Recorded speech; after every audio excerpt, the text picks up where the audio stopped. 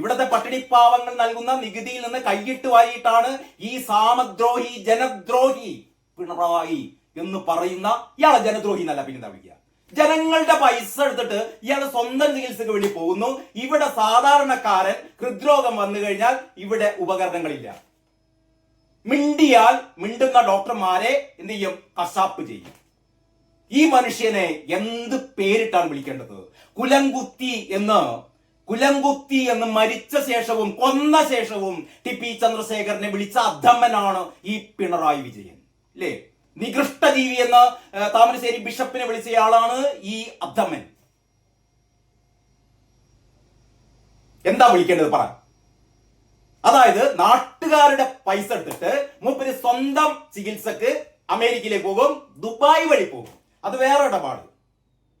ഇവിടെ സാധാരണക്കാരൻ ഒരു ഹൃദയ ശസ്ത്രക്രിയക്ക് അല്ലെങ്കിൽ ഹൃദ്രോഗം വന്നു കഴിഞ്ഞാൽ ആശുപത്രികളിലൊന്നും അതിനുള്ള ഉപകരണങ്ങളില്ല. കാരണം പൈസ കൊടുക്കുന്നില്ല വിതരണക്കാർക്ക്. ഈ സർക്കാരിനെയാണ് ഇയാൾ പറയുന്നത് വീണ്ടും നിങ്ങൾ അധികാരത്തിലേറ്റണം, ഞങ്ങൾ സുഖിക്കട്ടെ, ഞങ്ങൾ അർമാദിക്കട്ടെ. നിങ്ങൾ പുഴുക്കൾ. പണ്ട് കടമ്മനിട്ടയുടെ ഒരു കവിതയാണ് എനിക്ക് ഓർമ്മ വരുന്നത്. നിങ്ങൾ പുഴുക്കൾ ചാകട്ടെ,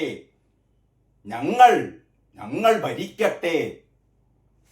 ഇതാണ് സുഹൃത്തുക്കളെ പിണറായി തമ്പുരാന്റെ ഭരണം. കമ്പനികൾക്ക് നൽകാനുള്ള കുടിശ്ശിക 158 കോടി. ഏത് കമ്പനി എന്നറിയോ?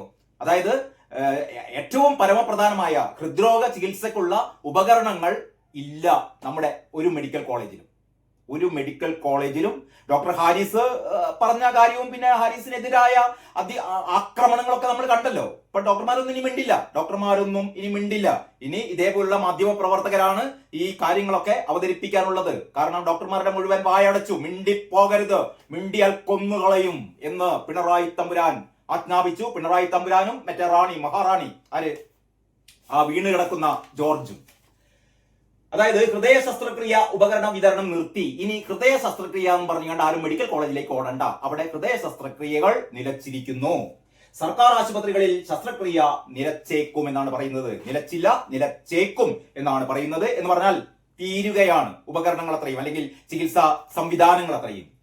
ഇങ്ങനെയാണ് വാർത്ത. കുടിശ്ശിക നൽകാത്തതിനാൽ ഹൃദയ ശസ്ത്രക്രിയ ഉപകരണങ്ങളുടെ വിതരണം കമ്പനികൾ നിർത്തി. ഇതോടെ വിരലിലുണ്ടാവുന്ന സ്റ്റോക്ക് തീരുന്ന മുറയ്ക്ക് സർക്കാർ ആശുപത്രികളിലെ ഹൃദയ ശസ്ത്രക്രിയകൾ നിലയ്ക്കുന്ന സ്ഥിതിയായി. ഈ സർക്കാരിനെയാണ് നിങ്ങൾ എന്ത് ചെയ്യേണ്ടത്? മൂന്നാമതും അധികാരത്തിലേറ്റ മറന്നു പോകരുത്. 2026 നിയമസഭാ തെരഞ്ഞെടുപ്പ് വരികയാണ്. പ്രത്യേകിച്ചും ഹൃദ്രോഗികളുടെ കുടുംബാംഗങ്ങൾ വരിയായി നിന്ന് ആർക്ക് വോട്ട് ചെയ്യണം?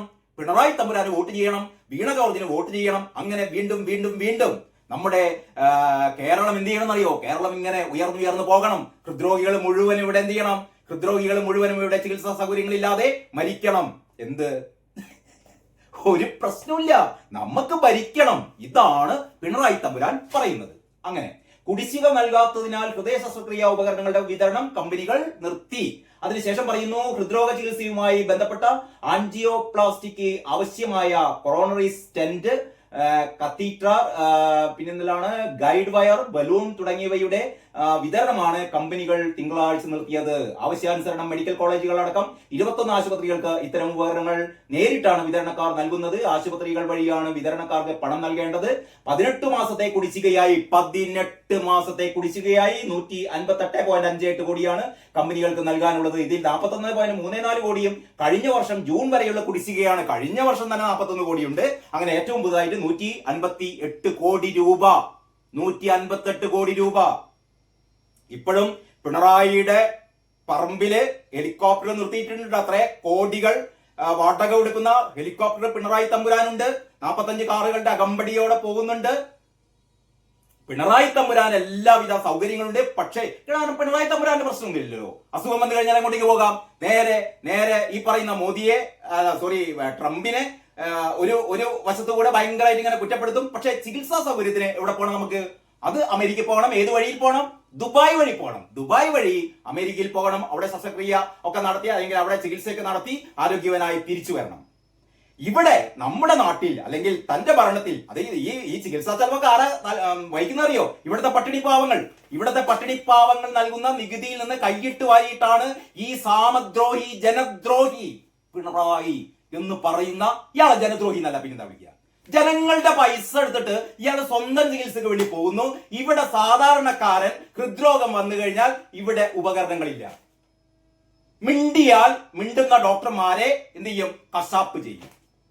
ഈ മനുഷ്യനെ എന്ത് പേരിട്ടാണ് വിളിക്കേണ്ടത്?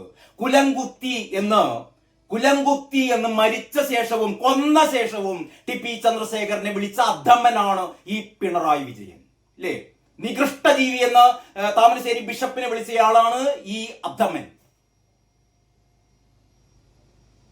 എന്താ വിളിക്കേണ്ടത് പറ? അതായത് നാട്ടുകാരുടെ പൈസ എടുത്തിട്ട് മൂപ്പര് സ്വന്തം ചികിത്സക്ക് അമേരിക്കയിലേക്ക് പോകും, ദുബായ് വഴി പോകും. അത് വേറെ ഇടപാട്.